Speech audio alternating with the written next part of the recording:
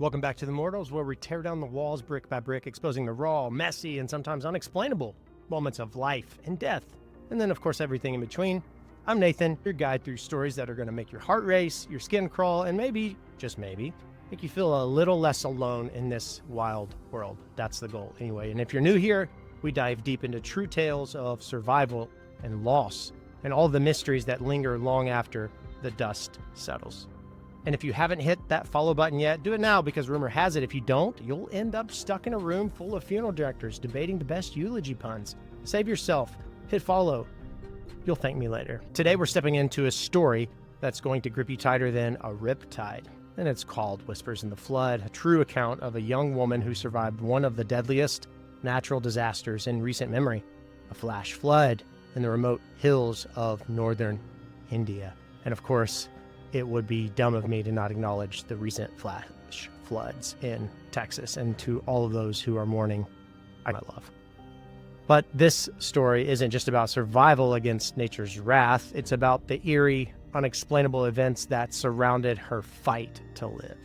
Voices in the dark, shadows that shouldn't have even been there, and a presence that, to this day, she can't explain. So grab a seat, turn off the lights if you dare, or keep driving 10 and 2, and let's dive into a story that's going to make you question what's really out there when the world turns against you.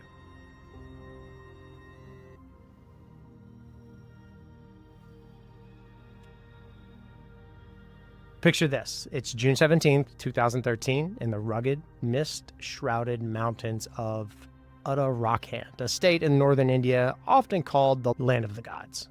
It's known for its sacred rivers and ancient temples.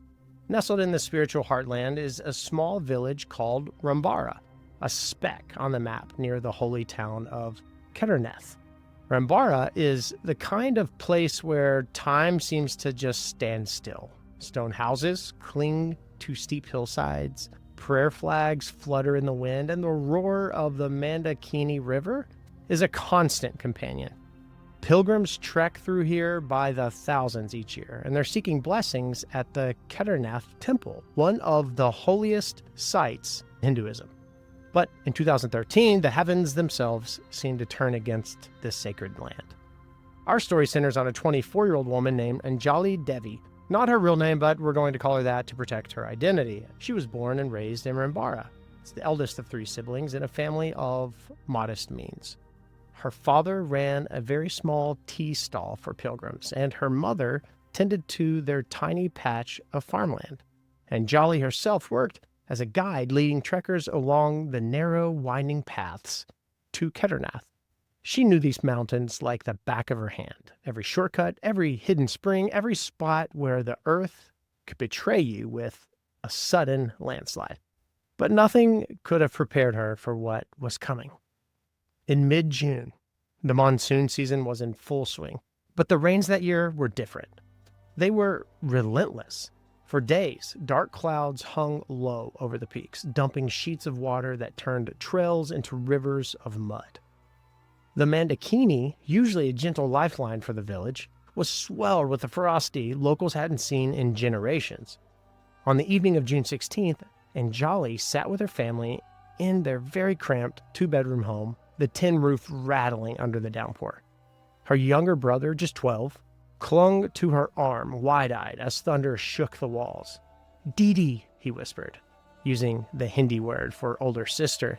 "Is the river angry with us?" Anjali forced a smile, ruffling his hair. "No, little one, it's just loud. It'll pass." But deep down, she wasn't so sure. By midnight, the rain hadn't let up. If anything, it just grew worse. Anjali's father stepped outside to check on their livestock, only to return minutes later, his face pale. "The water's rising fast," he said. His voice is tight. "It's already at the lower houses." Anjali's heart sank. The lower houses were just 100 yards downslope, too close for comfort. She peered through the cracked window, squinting into the inky blackness. The rain was a wall, obscuring everything, but she could hear it. A deep, guttural roar, not just of water, but of something primal, something unstoppable. It wasn't just the river anymore. It was a beast.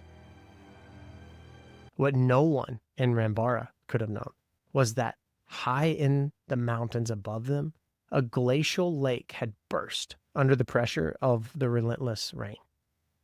A wall of water, mud, and boulders was hurtling down the valley, picking up speed and debris with every passing second. This wasn't just a flood. It was a cataclysm later dubbed the Himalayan Tsunami by survivors and media. In the early hours of June 17th, it would strike with a force that would wipe entire villages off the map, claiming over 5,700 lives in one of the worst natural disasters in India's history.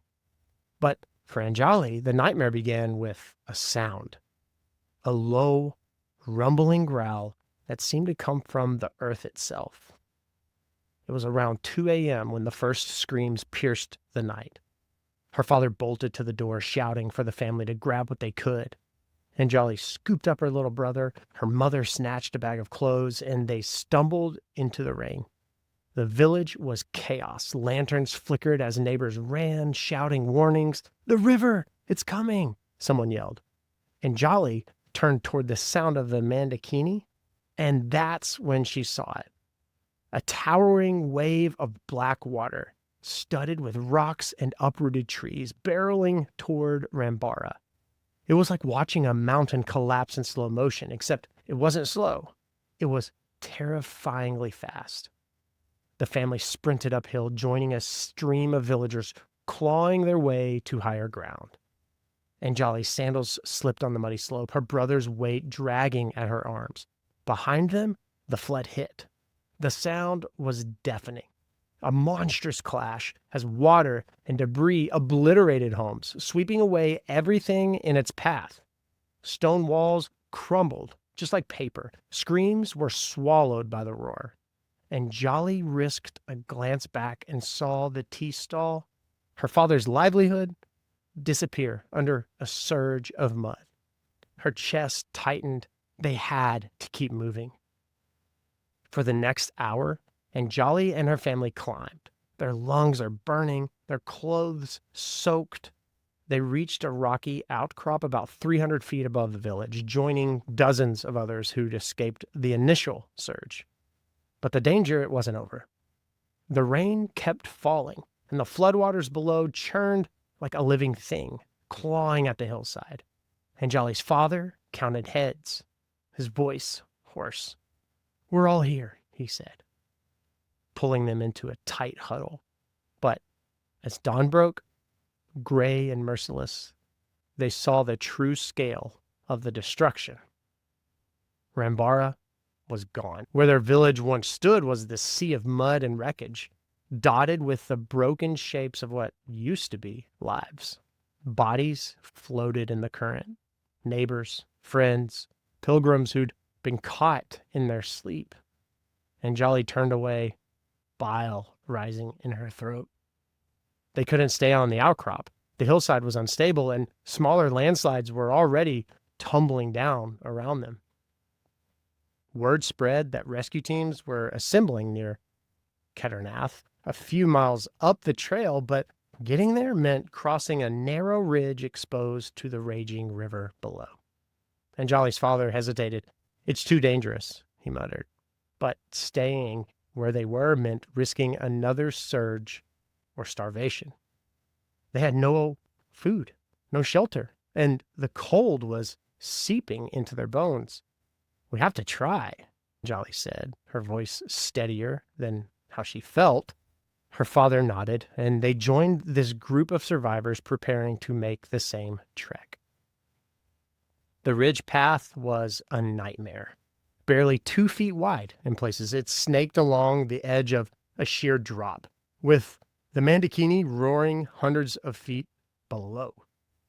One misstep meant death. Anjali held her brother's hand, guiding him step by step, trying to stay calm and brave.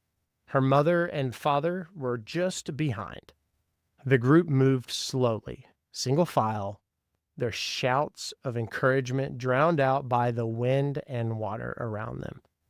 They were halfway across when disaster struck again.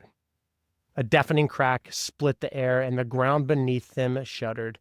"Landslide!" someone screamed, and Jolly, looking up to see a wall of rock and mud cascading down the slope above, straight for the ridge. There was no time to think. "Run!" her father bellowed. The group scattered, some diving forward, others backward, and Jolly yanked her brother ahead, her feet slipping on the wet stone. The landslide hit like a freight train, a wave of debris slamming into the ridge just behind them. This impact sent a shock wave through the ground, and Anjali felt the path crumble under her. She screamed as she lost her footing, her brother's hand slipping from hers. The last thing she saw before tumbling into the void was her family's horrified faces, their mouths open in silent cries. Anjali didn't fall far, at least not at first. She hit a ledge about 20 feet below the ridge, her body slamming into jagged rock. Pain exploded through her left arm and ribs, and for just a moment she couldn't even breathe. Above, she heard her family shouting her name. Their voices are frantic, but the landslide's roar drowned them out. Dust and rain stung her eyes as she tried to move. Her arm was useless, likely broken, and every breath felt like a knife in her side. But she was alive. Barely. That's when she realized where she was. The ledge was narrow, no more than 3 feet wide, jutting out over a sheer drop to the river below. One wrong move, and she'd plummet into the churning water. A death sentence, for sure, in those currents. She pressed herself against the cliff face, her good hand clawing at the rock for stability. "Help!" she screamed, her voice raw, but the wind just swallowed her cries. Above, the ridge was empty. Her family and the others must have fled to safety, or worse, she was alone. Hours passed. Maybe it was minutes.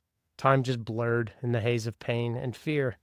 The rain kept falling, turning the ledge into a slick death trap. Anjali's strength, it was fading. Her broken arm throbbed, and blood from a gash on her forehead trickled into her eyes. She knew she couldn't hold on much longer. Hypothermia was slowly setting in. Her teeth chattered uncontrollably. This is it, she thought, her mind drifting to her brother's scared face, her mother's quiet strength. She didn't want to die here, unseen, unremembered, but what choice did she even have at this point? That's when she heard it. A voice, not from above, not from the ridge or the river. It came from nowhere. It was low, almost a whisper, but distinct, cutting through the storm's howl. "Hold on, child." Anjali froze, her breath catching. It was a woman's voice, gentle but firm, with an accent she couldn't place. Old, somehow, like it belonged to another time. She whipped her head around, searching the fog and the rain, but there was nothing, no one. "Who's there?" she croaked. Her voice is trembling at this point, and there's no answer, just the wind. She told herself it was her imagination, a trick of her battered mind, but it came again, and clearer this time. "Don't let go. They're coming." Anjali's heart pounded. She didn't know who they were, or if she was losing her mind, but the voice felt real, too real. It carried this weight, a certainty that made her cling tighter to the rock, despite the agony in her arm. Every few minutes, it returned. Always the same message. Hold on. They're coming. And each time, it seemed to come from a different direction, behind her, above her, even below, as if echoing from the river itself. Once, she swore she saw a shadow in the fog, a faint outline of a figure in a sari, standing just beyond the ledge's edge, hovering over the void. But when she blinked, it was gone. She didn't have time to dwell on it. The ledge was crumbling. Small rocks broke free under her weight, tumbling into the abyss. Her fingers, numb from cold, slipped on the wet stone. "I can't," she whispered. tears mixing with rain. But the voice answered, sharp now, almost angry. You must. For them. And Jolly didn't know who them was, her family, maybe, but the words lit a fire in her chest. She gritted her teeth and she pressed harder against the cliff, willing herself to stay conscious. What Anjali couldn't have known was that miles away, rescue teams were mobilizing. The Kedarnath disaster had caught national attention, and helicopters, soldiers, and volunteers alike were pouring into the region. But the fog and the rain made their work nearly impossible. Back on the ridge, her family had survived the landslide, though her father had a sprained ankle. They'd reached a makeshift camp and were frantically telling rescuers about Anjali's fall. She's down there, her mother sobbed, pointing to the broken ridge. A team of local mountaineers, hardened by years in the Himalayas. They volunteered to search the cliff face, even despite the risk of further slides. It was nearly dusk, over 12 hours since Jolly's fall, when a rope dangled into view above her. She squinted, barely believing her eyes. A man's voice called down, "We see you, hold on." And Jolly's relief was overwhelming, but so was her exhaustion. She couldn't even shout back. Her body was shutting down. As the rescuer rappelled toward her, the woman's voice whispered one last time, so faint, she almost missed it. "You're safe now." And then it was gone, leaving only the sound of the wind. The rescue was a miracle in itself. Anjali was hypothermic, dehydrated, and had lost significant blood. But she was alive. They airlifted her to a hospital where doctors marveled at her survival. A broken arm, 3 cracked ribs, and a slight concussion, but no internal bleeding, no spinal damage. "You shouldn't be here," one surgeon told her bluntly. "Not after a fall like that, not after 12 hours in those conditions." Anjali just nodded, her mind elsewhere. She kept replaying the voice, the shadow, and the fog. Who was that? What was that? Who spoke to her? When she finally reunited with her family, she told them everything. Her mother, a very deeply spiritual woman, wept and clutched her hands. "It was a Devi," she said, referring to a Hindu goddess or spirit. "Someone watched over you." Her father, more pragmatic, shook his head. "It was your mind, Anjali. You were delirious." But Anjali wasn't so sure. The voice had been far too real, too specific. And there was something else, something she hadn't told anyone yet. During her hospital stay, she'd had a dream. In it, the same woman from the fog stood before her, draped in a crimson sari, her face obscured by a shadow. She didn't speak, but Anjali felt her presence, a warmth that lingered even after she woke up. To this day, Anjali can't even explain what happened on that ledge. Was it her guardian spirit, as her mother believes, a manifestation of her will to live, as psychologists might tend to argue, or something else entirely, something beyond our understanding? She returned to the Kedarnath region years later, helping rebuild, but she avoids that ridge. "I feel it there," she told a local journalist. "I feel it there," she told a local journalist in 2018. "Something watches. I don't know if it's good or bad, but it's there." In 2013, the floods left scars that may never heal. Thousands are dead, entire communities erased. But for Anjali, the scar isn't just physical. It's the whisper in her memory, the shadow in the fog, a reminder that sometimes survival isn't just about strength or luck. Sometimes it's about being heard by something or someone beyond the veil.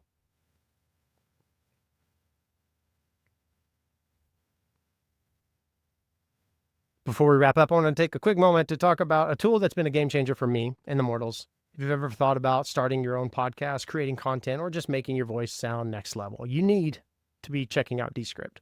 This isn't just editing software. It's like having a full production studio at your fingertips. Descript offers automatic transcription, easy audio editing, and even AI-powered voice cloning to polish your episodes. You can't even tell when I mess up. I've already stumbled a few times. I know I say that, but I really have, and you can't tell. Plus, their latest feature, AI Avatars, lets you generate video content without ever hitting record. You write the script, and it looks like you're saying it, and seamlessly. It's perfect for creators who want to focus on storytelling, not tech headaches. Give it a try for free at get.descript.com/mortals. I want to reflect on Anjali's story for just a moment. What strikes me most isn't just her physical survival, though that's incredible, but the mystery of the voice. Science might call it a hallucination or a desperate trick of the mind to keep her fighting, but when you hear her tell it, the certainty in her words, the way her eyes still search for answers, it makes you wonder. Was there something more in that fog? Something beyond explanation? I mean, I've read accounts of these floods, and Anjali's isn't the only story of strange encounters. Other survivors, they reported seeing figures in the mist, hearing voices guiding them to safety. Is that a coincidence? Is that collective trauma? Or something that we can't yet grasp? I'll let you decide that. But before we dive deeper into those questions, I do want to pause for a quick shout out to another tool that's been invaluable for creating the Mortals. If you're a content creator, if you're a writer, or a student maybe, or someone with huge ideas, you've got to check out Poppy AI. And I know AI this, AI that, but this isn't just another AI tool. It's like having a brainstorming partner who never sleeps. Really, Poppy AI helps me generate ideas for this episode, for all of the Mortals, draft scripts, and even refine story hooks to keep listeners on the edge of their seats. And whether you're crafting a podcast, you're writing a story or an essay, or building a social media presence yourself, Poppy AI, it helps you streamline your workflow, turning rough concepts into polished content in minutes. It's intuitive, it's powerful, and honestly, it's a bit addictive. Give it a try for yourself with a free trial at the link in the description. Check it out. That link, trust me, it'll spark ideas you didn't even know you had.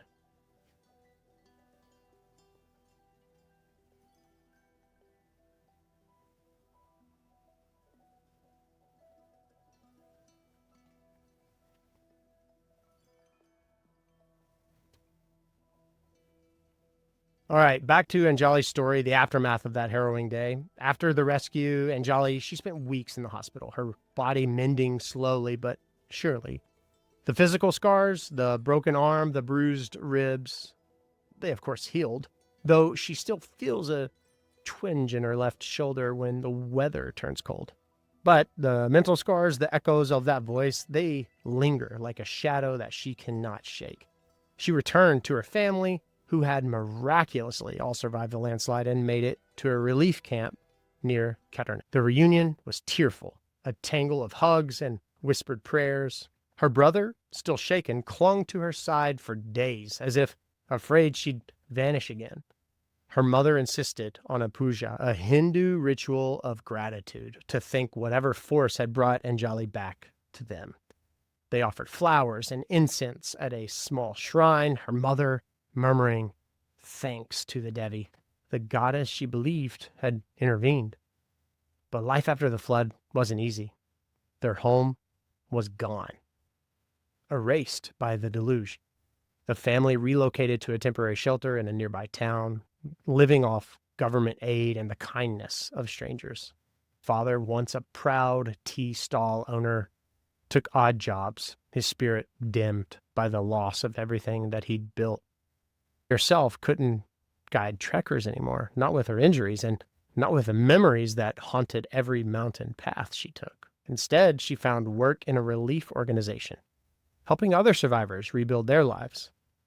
It was grueling, emotional work, but it gave her purpose.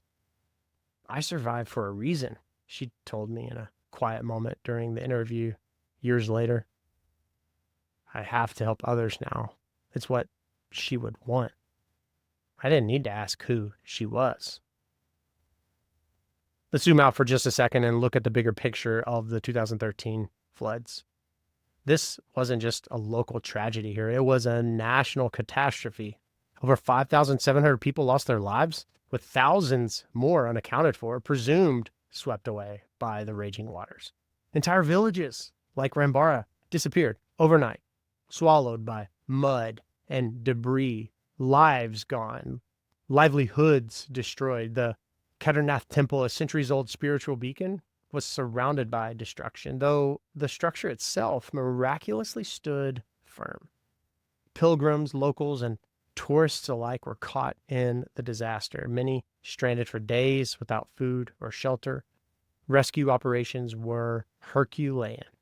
Indian Army helicopters airlifted survivors, soldiers waded through chest-deep water to reach more remote areas, and volunteers worked tirelessly to provide aid. But the scale of the loss was staggering. Families were torn apart, livelihoods obliterated. The Himalayan tsunami, as it came to be known, left a wound on the region that still hasn't even fully healed. For Anjali, though, the disaster wasn't just about the flood. It was about what happened on that ledge in those desperate hours when she hung between life and death. After her recovery, she started asking around, speaking to elders and spiritual leaders in the region. She wanted to know if others had experienced something similar. Voices, visions, a presence in this chaos. What she found was both comforting and unsettling. An old priest near Kedarnath told her of ancient legends tied to the Mandakini River, stories of spirits bound to the water, protectors of the sacred land. They watch over us, he said, his eyes crinkling with a knowing smile. Sometimes they choose who to save. A local healer spoke of ancestors lingering in the mountains, guiding lost souls to safety. Your Devi might have been someone tied to you, she mused, or to that place. Anjali listened, absorbing every word, but none of it gave her a definitive answer. It only deepened the mystery. Then there was the dream, the one that she had in the hospital, the one she didn't tell her family about for months. The woman from the fog stood before her, draped in that crimson, her face still hidden in shadow. But this time, there was a sense of finality. Anjali felt a hand on her shoulder, though no one touched her. A warmth spread through her, a silent message she couldn't put into words. When she woke, her hospital room was empty, the air still. But she swore she saw something, faint, fleeting, like the incense her grandmother used to burn during prayers. Her grandmother, who had passed away when Anjali was just a child, long before the flood. Was it her? Couldn't say, but the thought stuck with her, a quiet comfort in the years that followed. And as time passed, Anjali tried to move forward. She married a kind man from a neighboring town, a teacher who understood her silences, her need to stare at the mountain sometimes as if searching for something. They had a daughter, a bright-eyed girl named after her grandmother. Life became a rhythm of small joys and lingering grief, but the voice never returned. Not in her waking hours, not in her dreams. Sometimes, on quiet nights, she'd sit by the window, listening to the distant rush of a stream, half hoping to hear it just once more. I don't know if I want to, she admitted, but I feel like I owe her a thank you. All right, let's unpack this a little. Story isn't unique in the sense of unexplainable phenomena during disasters. I get it. Across cultures, across history, survivors of near-death experiences, they often report strange encounters. They often report voices and visions and a sense of being guided, much like stories you've heard of past. But Psychologists, they might attribute it to the brain under extreme stress even, or a coping mechanism to push through trauma. Human beings, we always try to find the answer. We don't know it, we fill it in ourselves. Maybe it's the fight or flight response, they say. Maybe that can conjure vivid hallucinations, especially when paired with an exhaustion or an injury.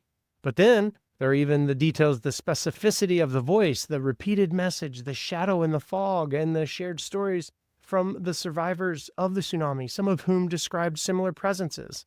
Is it mass hysteria really? A cultural belief in spirits amplified by crisis? Or is there something more? Something science hasn't yet touched? Maybe something science doesn't want to acknowledge. Accounts from the 2013 floods, where pilgrims claimed to see holy men leading them to safety, only to vanish when they received help. Others spoke of hearing chants in the wind, guiding them away from collapsing paths. Anjali's story fits into this tapestry of the unexplained, a thread in a larger weave of mystery. And it raises a question that I keep coming back to on this podcast. What do we do with the things that we can't explain? Do we dismiss them as tricks of the mind, or do we lean into the possibility of something beyond? For Anjali, the answer isn't clear. She lives with both the rational and the mystical, holding space, it seems, for a truth that she may never fully even grasp.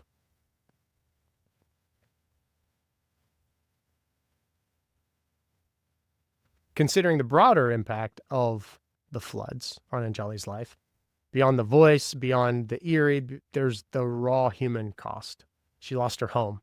She lost her community, her sense of safety in the mountains she once called her own, even a little bit of sense of self. And rebuilding wasn't just about physical structures, it was about trust, about finding a way to live in a world that could turn on you in an instant. Her work with the relief organization, that became her anchor, a way to channel her survival into something bigger. She's helped families reunite, distributed supplies. She's even counseled children who lost everything. I see my brother in their eyes, she said. I can't let them feel alone. But the trauma for Anjali lingers. Loud rainstorms still make her flinch. She avoids narrow paths, cliffs, anything that reminds her of that ledge. And every single June, as the anniversary of the flood approaches, she finds herself withdrawing, haunted by memories of water and loss. Her husband notices. Her daughter senses it, but they give her space. It's my shadow, she calls it. Not the voice, not the Devi, but the weight of what she endured. And yet, she carries on, because that's what survivors do. They carry on, even when the past whispers in their ear.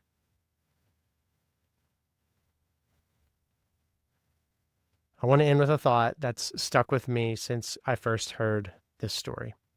Survival isn't just about the body making it through. It's about the mind, the spirit, the pieces of us that cling to hope when everything else is stripped away. Anjali held on for her family, for herself, and maybe for something that she can't even name. Whether that voice was a goddess, an ancestor, or a fragment of her own strength and imagination, it spoke when she needed it most. And maybe that's the real miracle. Not that she was saved, but that she listened. If you've got a story of survival, of the unexplainable, or just something you need to get off of your chest, I would love for you to join us over at The Mortals. The link to do so is in the description. It's a community, a space for deeper conversations, behind-the-scenes content, first looks, first listens, and a chance to connect with others who feel the weight of life's mysteries, not to mention incredible discounts on exclusive merch. Check it out. Link is in the description, or visit nathanmorrismusic.com. Become a member today. Your story might just be the one that we tell next. Until then, take care of yourselves. You're loved far more than you could ever know.